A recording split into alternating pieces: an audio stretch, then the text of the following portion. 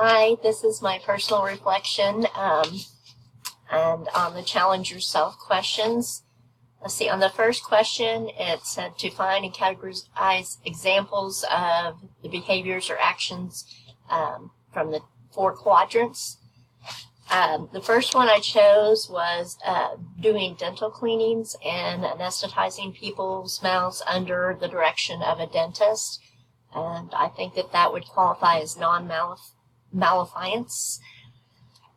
Second quadrant I chose was Rosa Parks, which the second quadrant is,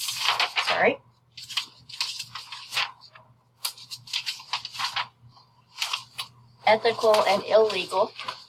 And I chose this because she sat in front of the bus instead of the back of the bus, and from 1930s to 1960s, it was assumed all blacks should be sitting in the back of the bus until racial equality.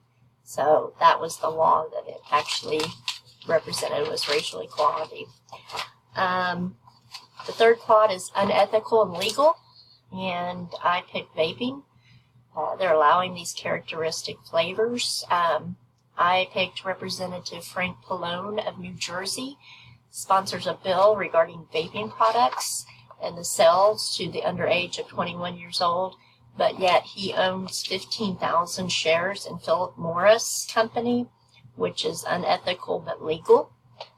The fourth one, quadrant 4, is unethical and illegal.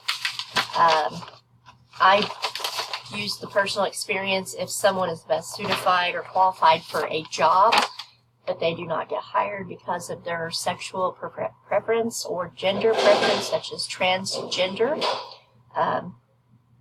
This is, I think, would qualify as unethical and illegal. As a healthcare manager, I think that you must take into account all of your behaviors or actions and really think about the outcomes of each situation when you address them. Take into account all possible aspects before making that decision. The hardest one I had was probably quad 2, coming up with an example, and that is my personal reflection. April Dawson, thank you.